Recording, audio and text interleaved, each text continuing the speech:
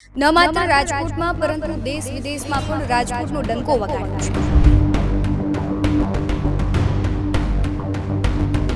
લગભગ 7 વાગે ઘટના બની છે અને 8 વાગે અમારા ઇન્ફોર્મેશનમાં આવી. તો લગભગ અડધી કલાકની અંદર અત્યાર સુધીનું અમારું જેટલું investment, furnitures, creative set, designing concept બધું જ જે હતું દેટ ઓલ ગોટ ફાયર્ડ.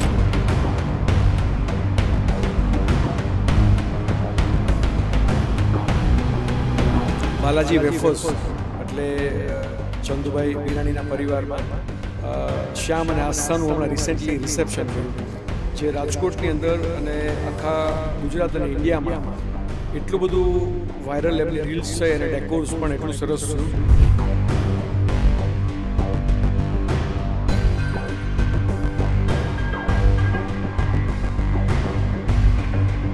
એમની જે હેતની હવેલી મકાન છે એ મકાનના વચ્ચેના ચોગાનમાં, જેમ સાઉથની અંદર કહી શકાય એ પ્રકારના સ્ટાઇલના મકાનમાં ચોકમાં એમને વેડિંગ કરવાનું ફાઇન કર્યું.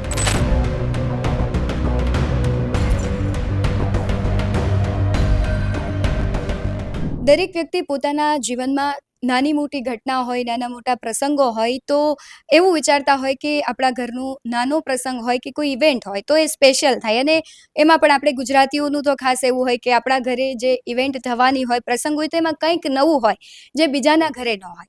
અને એના માટે જ આપણે ઇવેન્ટ પ્લાનર છે એ બધાને બોલાવતા હોય છે. અને આપણો પ્રસંગ છે એમાં વિશેષ છે ડેકોરેશન કરાવતા હોય છે, પ્લાનિંગ કરાવતા હોય છે.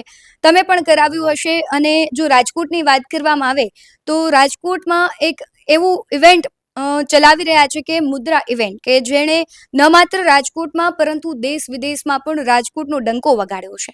હું વાત કરી રહી છું મુદ્રા ઇવેન્ટની.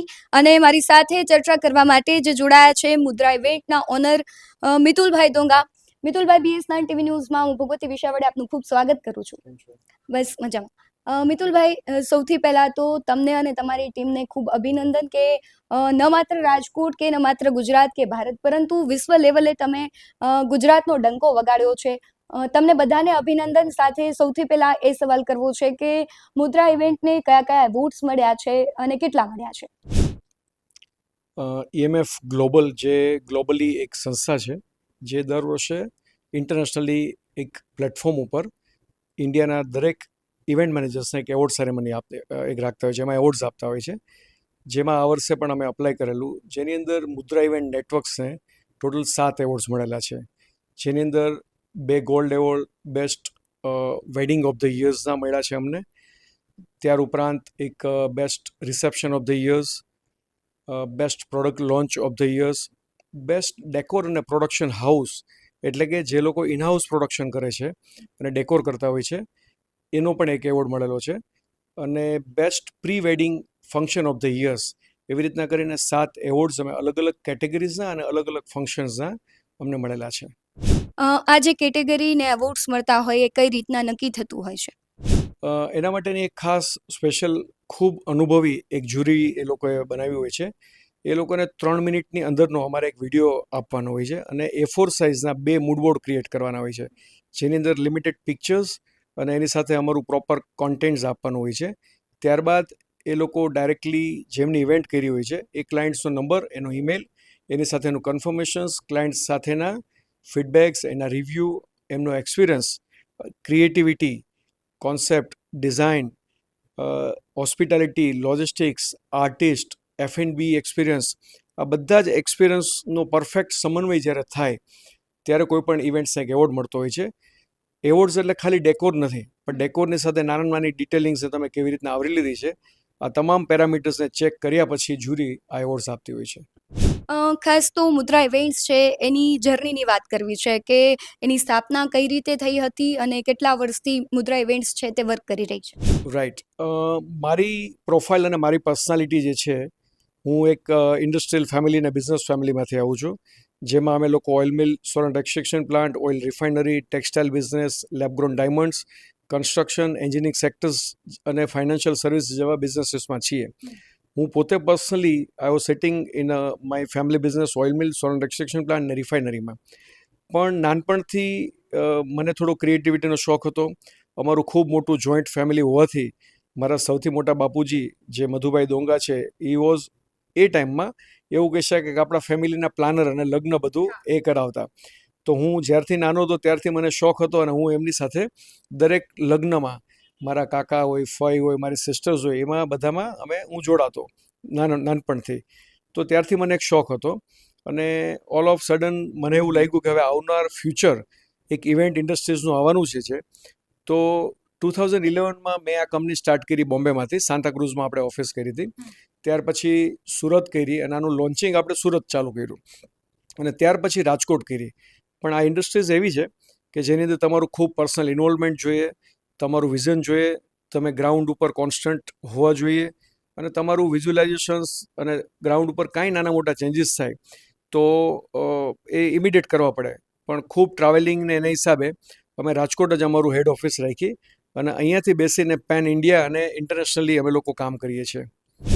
ખાસ એ સમજવું છે કે અત્યારે કઈ કઈ કેટેગરીમાં કામ કરી રહ્યા છો અને શરૂઆતી તબક્કામાં કેવા પડકારો આવ્યા હતા? જ્યારે 2011 નવેમ્બરમાં અમે કંપની સ્ટાર્ટ કરી ત્યારે ઇવેન્ટ મેનેજમેન્ટ એ કોઈને શબ્દ ખબર જ નહોતી. ત્યારે એક મંડપવાળા અને ડેકોરેટર્સની વાત આવતી. ઇવેન્ટ મેનેજમેન્ટ એટલે પ્લાનર કહી શકાય.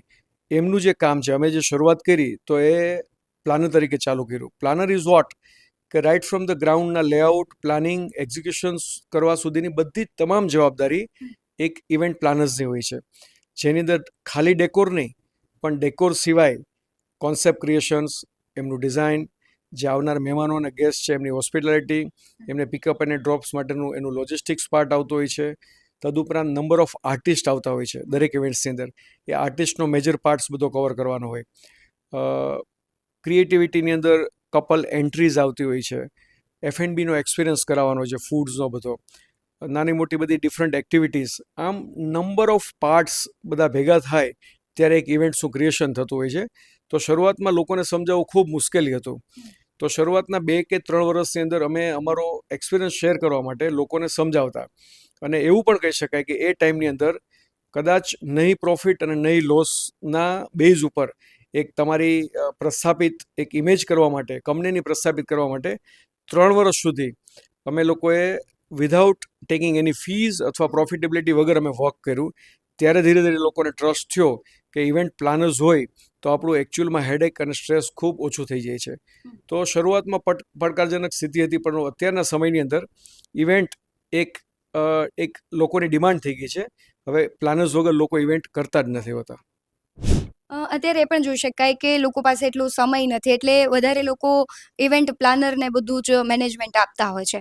પણ જે તમે વાત કરી કે ઘણા બધા પડકાર આવતા હોય છે, ટીમ કઈ રીતના કામ કરતી હોય છે અને રાજકોટ જેવા સિટીમાંથી આની શરૂઆત કરવી, રાજકોટ માટે કેવો ટ્રેન્ડ અત્યારે ચાલે છે અને પહેલાંના જમાનામાં જ્યારથી તમે શરૂઆત કરી ત્યારે કેવો ટ્રેન્ડ હતો? રાઈટ. આ આખું ઇવેન્ટ જે છે that is only A team works. એકલા કોઈ પણ વ્યક્તિ એમ કહી શકે હું ઇવેન્ટ હું ચલાવું છું અથવા હું કરું છું, એ પોસિબલ જ નથી. અમારી ઓફિસની ટીમને જ્યારે ક્લાયન્ટ આવતા હોય છે ત્યારે એમની સાથેની મિટિંગ્સ, એમને શું જોઈએ છે, એમને કયા લેવલનું ડેકોર જોઈએ છે, એમને કયા આર્ટિસ્ટ જોઈએ છે, એમનું સમજવું. એ સમજ્યા પછી અમારા ડિફરન્ટ ડિપાર્ટમેન્ટ્સ હોય છે જેમાં ડિઝાઇનિંગ અને કોન્સેપ્ટ ક્રિએશનની એક ટીમ હોય છે, જેમાં અમારી સાથે આર્કિટેક્ટ્સ, ઇન્ટિરિયર્સ જોડાયેલા હોય છે.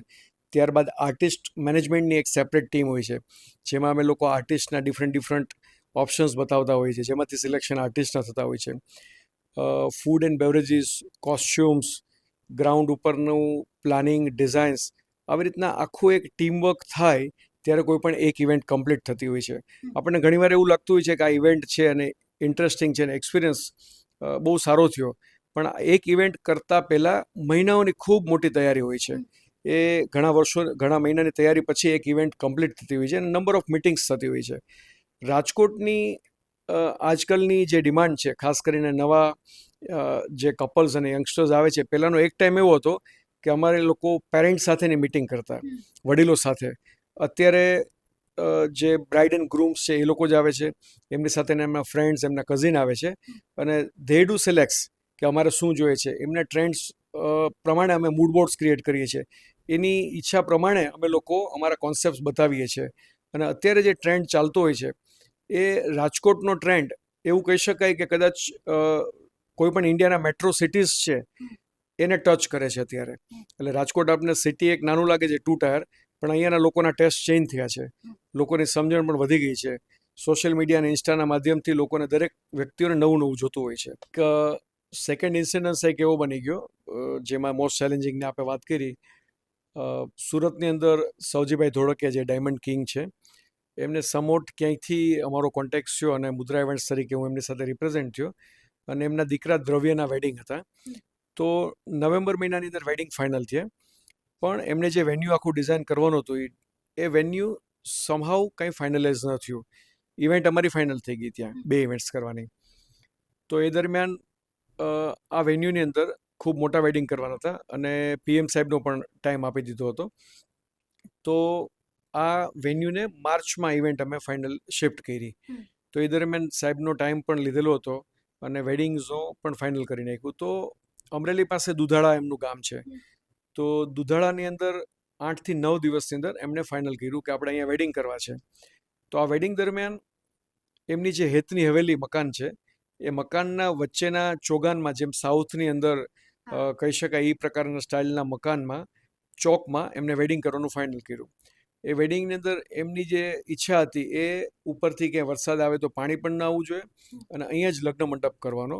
તો આના માટે એણે ઘણી બધી સુરતની કંપનીઓને બોલાવી, બધાને બોલાવ્યા અને 8 દિવસની અંદર પ્રેઝન્ટેશન આપવાનું, બજેટ આપવાનું અને ફાઇનલ કરવાનું. આ વેડિંગ સિવાય એક નાનું રિસેપ્શન, મંડપ મુહૂર્ત, હલ્દી, એમ કરીને 5 એક ફંક્શન હતા. તો ફરીથી અમે લોકો ત્યાં તો ફાઇનલ થઈ ગયા હતા, પણ સમાવ એક નવા વ્યક્તિ તરીકે એમને થોડું ડાઉટ લાગતું હતું કે આ વ્યક્તિને કરી શકશે કે કેમ.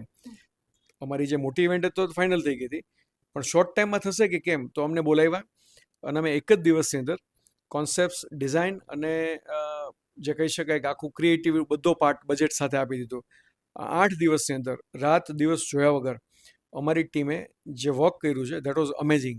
આ ઇવેન્ટની અંદર ખાસ કરીને મોદી સાહેબ આવેલા, CM સાહેબ પણ આવેલા, તદુપરાંત ગુજરાતના રાજ્યપાલ મોરારી બાપુ, રમેશભાઈ ઓઝાથી માંડીને નંબર ઓફ ડિગ્નિટરીઝ 200 થી 250 લોકો જ હતા. પણ 7 દિવસમાં અમે એક બહુ હ્યુજ, સરસ, ઇન્ટિમેટ, સારા સેટઅપ સાથેના વેડિંગ કર્યા. એ અમારા માટે મોસ્ટ ચેલેન્જિંગ આ પણ એક કિસ્સો કહી શકાય. કોઈ પણ બિઝનેસ હોય તો એક વખત એવી પરિસ્થિતિનું નિર્માણ થતું હોય કે લોસ પણ આવે, ઘણી વખત સારો પ્રોફિટ પણ થાય. હવે એ સિચ્યુએશનને આપણે કઈ રીતે ટેકલ કરવી, અને તમારી લાઈફની આખી જર્ની છે એમાં આ ઇવેન્ટના કામમાં ક્યારે એવું બન્યું કે ખૂબ મોટું લોસ થયો હોય અને પછી એમાંથી ફરી તમારી કંપની ઊભી થઈ હોય?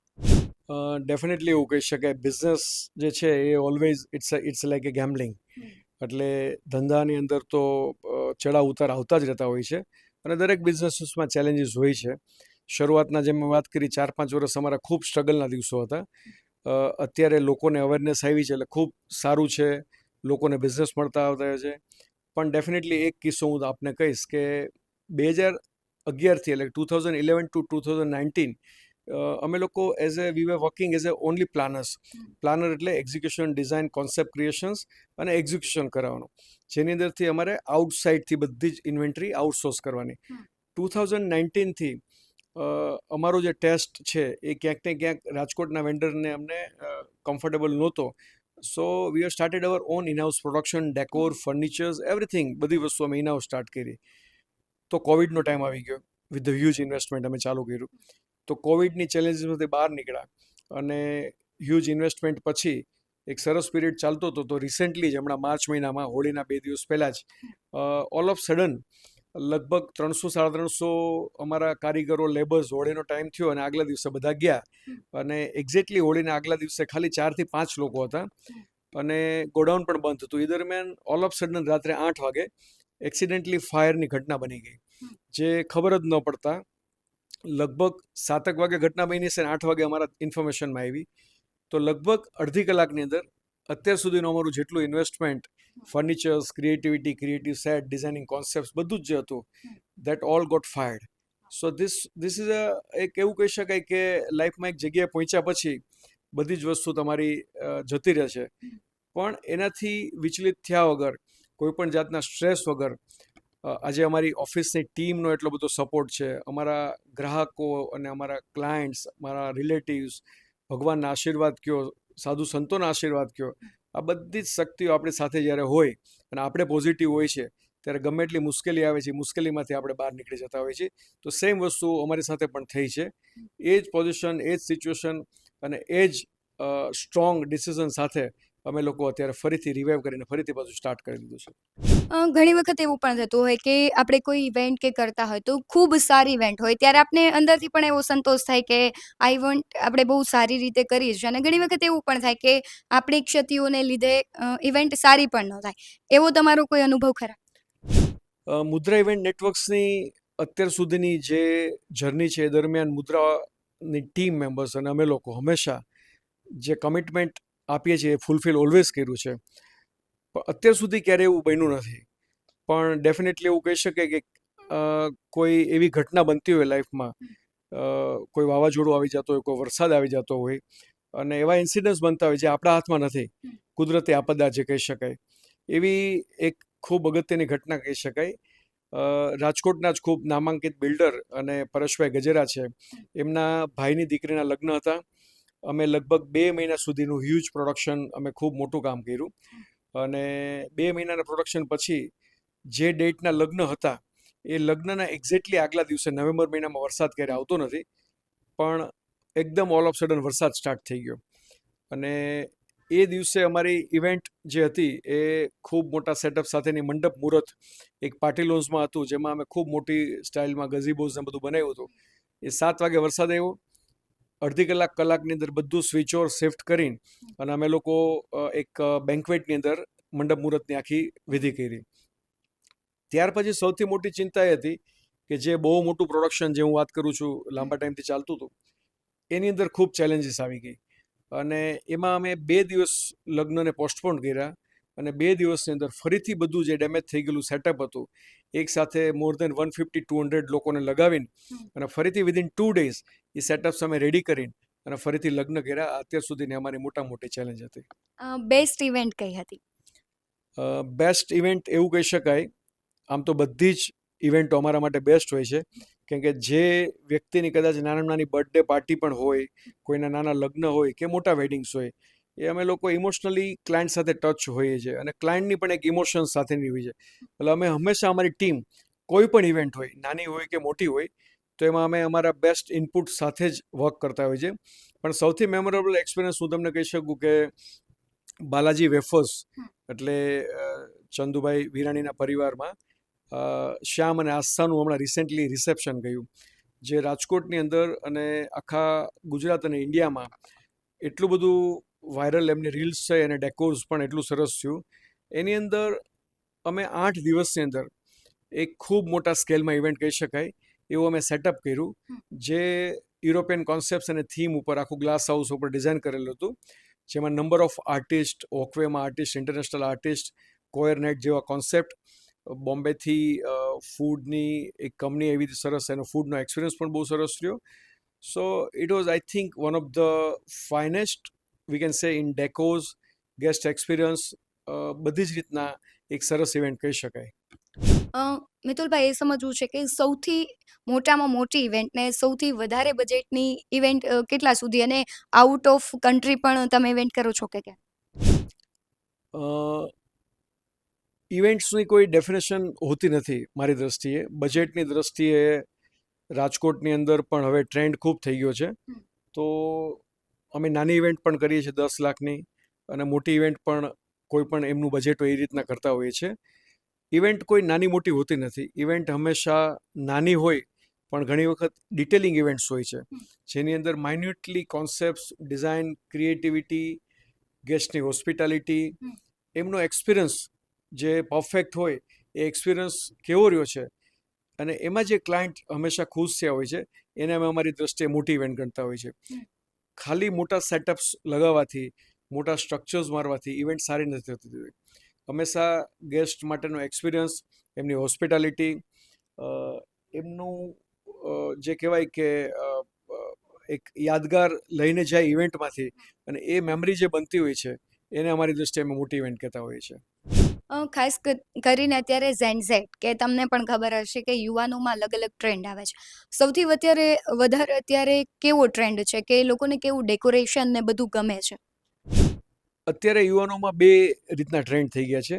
જે અત્યારે ઘણા યુવાનો એવા છે કે જે એનઆરઆઈ અમારા મોસ્ટલી ક્લાયન્ટ્સ હોય છે, જે બહારથી આવતા હોય છે અથવા અહીંયા રહેતા હોય, એમને આઉટસાઇડ સ્ટડી કરીને આવ્યા હોય, તો એ લોકોને ખૂબ મિનિમલ એટલે કે નાની સાઇઝના વેડિંગ અને ઇન્ટિમેટ વેડિંગ્સનો ટ્રેન્ડ છે કે જેની અંદર ખૂબ ઓછા ગેસ્ટ હોય, એમને રિચ્યુઅલ્સનું ઇમ્પોર્ટન્સ ખૂબ હોય છે, નાના ઇવેન્ટ્સ પણ ડેકોર ડિટેલિંગવાળા જોઈએ છે, એમને હ્યુજ મોટા સેટઅપ અને સ્ટ્રક્ચર્સ નથી જોતા. અને ઘણા યુથ એવા હોય છે કે જેમને થોડા ફિલ્મી સ્ટાઇલના સેટઅપ્સ, મોટી વસ્તુ, વાવ સ્કેલ, ડિઝાઇન અને કોન્સેપ્ટ્સમાં વાવ જોતું હોય છે. એટલે દરેક પ્રકારના લોકો છે કે જેમાં મિનિમલ સ્ટિક્સથી માંડી અને એક હ્યુજ સ્કેલઅપ સાથેના ઇવેન્ટના લોકોના ટેસ્ટ હોય છે. મુદ્રા ઇવેન્ટ નેટવર્ક્સ એ એક એવી કંપની છે કે જે ટેલમેડ કંપની કહી શકાય. અમારી એક પણ ઇવેન્ટ રિપીટેશન નથી હોતું ક્યારેય પણ. એટલે ઓલવેઝ અમે ક્લાયન્ટની રિક્વાયરમેન્ટ્સ, એમની ડિમાન્ડ, એ શું વિચારે છે, એમને કોન્સેપ્ટ કયા હોય છે, એમને કલર પેલેટ્સ કયા જોઈએ, એને એકોર્ડિંગલી જ હંમેશા અમે ડિઝાઇન કરીએ છીએ. અને અમારી ડિઝાઇનિંગ ટીમ એને એકોર્ડિંગલી પ્લાન કરતા હોય છે. તો અમે દરેક ક્લાયન્ટની એમની જે રિક્વાયરમેન્ટ અને એના ટેસ્ટ કેવા છે એને એકોર્ડિંગલી અમે લોકો સર્વ કરીએ છીએ. ખાસ એ પણ સમજવું છે કે જે લોકોને આ ફિલ્ડમાં આવવું છે તો કેવા પડકારો આવે છે અને તમે એમ લોકોને શું કહેવા માંગશો? કારણ કે ઘણા બધા એવા લોકો છે કે જેને ઇન્ટરેસ્ટ હોય પણ આ ફિલ્ડમાં કોઈને કોઈ રીતે ન આવી શકતા હોય. ઘણા બધા લોકો હોય કે એને ગોડ ગિફ્ટેડ કલા હોય, એટલે આ ફિલ્ડમાં આવવા માટે શું કરવું જોઈએ? આ ફિલ્ડમાં ડેફિનેટલી આવવું જોઈએ. મને એવું લાગે છે કે અત્યારે ઇવેન્ટ ઇન્ડસ્ટ્રીઝ જે સ્કેલથી ઇન્ડિયામાં ગ્રો અપ કરી રહી છે, 8 થી 10% એવરેજ ગ્રોથથી અત્યારે ઇન્ડસ્ટ્રીઝ ગ્રો કરે છે. હું માનું છું ત્યાં સુધી અત્યારે આ ઇન્ડસ્ટ્રીઝ એવું કહી શકાય કે 1 લાખ કરોડની એક ઇન્ડસ્ટ્રીઝ છે, પણ સમવોટ અનઓર્ગેનાઇઝ સેક્ટર્સ છે. તો ગ્રોથ ડેફિનેટલી છે. તો ખાસ કરીને યુવાનોએ જે પેશન્સથી કામ કરી શકતા હોય, આ બિઝનેસ એવો છે કે ઇવેન્ટ જ્યારે ચાલુ હોય અને આપણે સ્પોટલાઇટ થાય અને એક ઇવેન્ટ જ દેખાતી હોય એવું નથી હોતું. એક ઇવેન્ટ કરતાં પહેલાં મહિનાઓ પહેલાંની પ્રિપેરેશન હોય છે. કોન્સ્ટન્ટ મિટિંગ્સ, ક્રિએટિવિટી, ડિઝાઇન્સ, તમારું સ્ટ્રોંગ કોઓર્ડિનેશન્સ, તમારી ડિસિપ્લિન, ટાઈમ મેનેજમેન્ટ્સ, આ બધા જ પેરામીટર ઇવેન્ટ ઇન્ડસ્ટ્રીઝમાં ખૂબ જરૂરી છે. કેમ કે જ્યારે તમે કોઈ પણ ઇવેન્ટને પ્રોડક્શન અને ડેકોરમાં જ્યારે કન્વર્ટ કરો છો મહિનાઓ સુધીની મહેનતને, ત્યારે તમને કોઈ પણ એક ગ્રાઉન્ડની અંદર ખૂબ લિમિટેડ ટાઈમ મળે છે. ઘણીવાર સારા રિઝોર્ટ્સમાં તમે જાઓ અથવા પાર્ટી લોન્સમાં તમે જ્યારે ઇવેન્ટ કરતા હો ત્યારે એવું પણ બનતું હોય છે કે આગલા દિવસે કોઈની ઇવેન્ટ હોય અને સેકન્ડ ડે 4 વાગે આપણે ડિલિવર કરવાની હોય, તો 12 થી 14 કલાકની અંદર હ્યુજ પ્રોડક્શન્સથી માંડીને બધું જ સેટઅપ આપણે આપવાનું હોય છે, જેની અંદર લાઇટિંગ્સ, ફ્લોરલ, ડેકોઝ, એમ્બિયન્ટ, બધી જ વસ્તુ, સાઉન્ડ, એલઈડી સ્ક્રીન, ટેકનોલોજીનો યુઝ કર્યો તો એ બધો પાર્ટ આ શોર્ટ ટાઈમમાં બધું કરવા માટે તમારી પાસે પેશન્સ, ડિસિપ્લિન, ટાઈમ મેનેજમેન્ટ્સ, લીડરશિપ્સ, લોકો સાથેનું કોઓર્ડિનેશન્સ, નાના વ્યક્તિ સાથે કેવી રીતના કામ કઢાવવું, આ બધું જ કોમ્બિનેશન તમારામાં હોય તો ડેફિનેટલી યુથે આ ઇન્ડસ્ટ્રીઝમાં આવવું જોઈએ. લાસ્ટ ક્વેશ્ચન એ પૂછવો છે કે તમારી આ જર્નીની સફળતાનો શ્રેય તમે કોને આપશો? ડેફિનેટલી હું એવું કહી શકું કે મારા ફેમિલીમાંથી મારી વાઈફ મોનિકા, કે જ્યારે મેં કંપનીની શરૂઆત કરી અને વાત ચાલુ કરી ત્યારે મેં એમને કીધું હતું કે હું આવો કાંઈ પ્લાન કરું છું અને આ ઇન્ડસ્ટ્રીઝ એવી છે કે જેની અંદર કોઈ ટાઈમ શેડ્યુલ્સ ફિક્સ નથી હોતું. ઇવેન્ટ ચાલતી હોય તો લેટ નાઇટ સુધી રહેવું પડે, સવારે પાછું વહેલું ઉઠીને જવું પડતું હોય છે.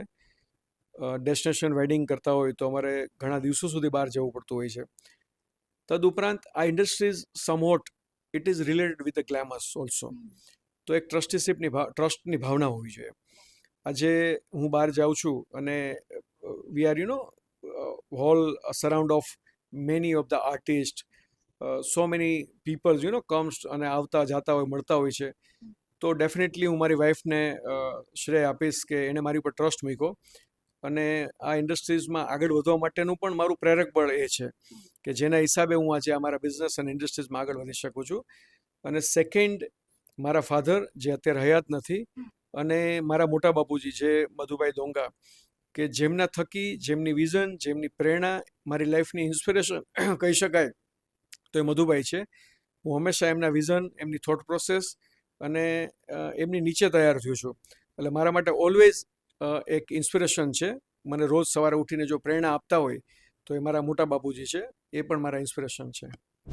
જે પ્રમાણે મિતુલભાઈએ વાત કરી એ જ પ્રમાણે અત્યારના યુવાનોને સફળતા તો મેળવવી છે, પણ એના માટેનું સંઘર્ષ અને જે સાહસ છે એ ખૂબ મહત્વનો હોય છે. એટલે તમારે ક્યાંક પહોંચવા માટે પહેલાં ઘરનો પણ ત્યાગ કરવો પડે, તમારા શોખ છે એનું પણ બલિદાન આપવું પડે. એટલે મિતુલભાઈની કહાની ખૂબ ઇન્સ્પિરેશનલ છે. તમારું શું માનવું છે કમેન્ટમાં જરૂરથી જણાવજો.